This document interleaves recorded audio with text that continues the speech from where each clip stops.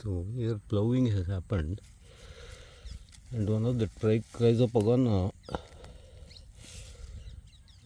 what I suspect to be Chrysopogon, is got a little bit dug up. So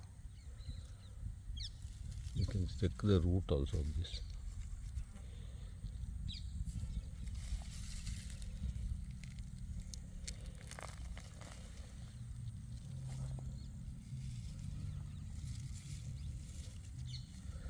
It breaks off the segments, each segment like this.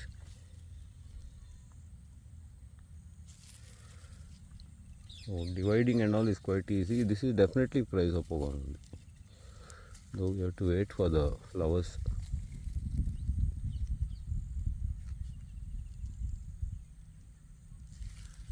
ಮಂಜು ಇಲ್ಬಾ ಇದಾ Chrysopogon ಅಲ್ಲ ಇದು ಅದು ಇದು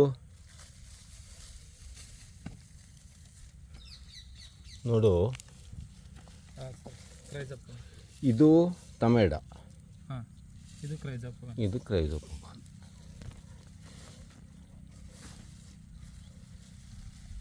ಅಲ್ಲ, ಇದು ಸ್ವಲ್ಪ ಚಪ್ಪಟೆ ಇದೆ, ಆದರೆ ಮೇಲಿನ ಭಾಗ ವ್ಯತ್ಯಾಸ.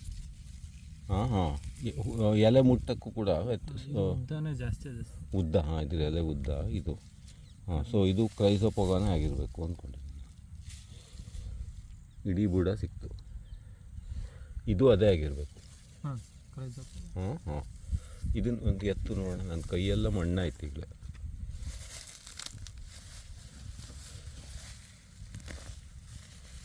ಎತ್ತು ಹಿಂಗೆ ಉಲ್ಟಾ ಹೇಗೆ ಹಿಂಗೆ ತೋರಿಸು ಅಡಿಗೆ.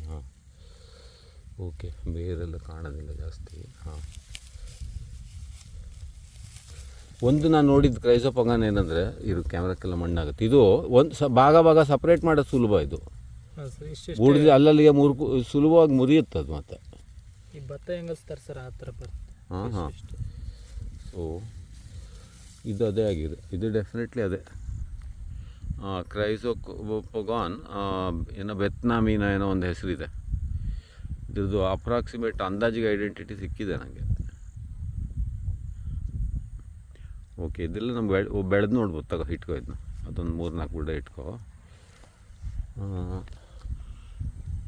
ಸೊ ಅದು ಬಿಟ್ಟರೆ ಇಲ್ಲಿ ಸುಮಾರು ಹುಲ್ಲಿದೆ. ಅಂದರೆ ಮೇಯ್ನ್ಲಿ ಟೊಮೆಡ ಮತ್ತು ಈ Chrysopogon ಅಲ್ಲ, ಒಳ್ಳೆ ಹುಲ್ಲು ಅಂತ ಹೇಳೋದು. ಇನ್ನೊಂದು ಯಾವುದೋ ತೋರಿಸಿದ್ದೀನಿ ನೀನು, ಅದು ನೋಡಬೇಕು. ಅಲ್ಲಿ ಬಾಳೆ ಬೆಳೆದಿದ್ದಾರೆ. ಬಾಳೆ ಒಳಗೂ ಏನೋ ಒಂದು ಹುಲ್ಲಿದೆ, ಅದು ಇವತ್ತು ನೋಡೋದು ಬೇಡ. ಹೊಡೆದಿದ್ದಾರಾ? ಸೊ ಇಲ್ಲಿ ಕ್ಲೀನಾಗಿ ಗೊತ್ತಾಗುತ್ತೆ ನೋಡಿ, ಇದು ಯಾವ ಥರ ಬೆಳಿಬೇಕು ಅಂತ.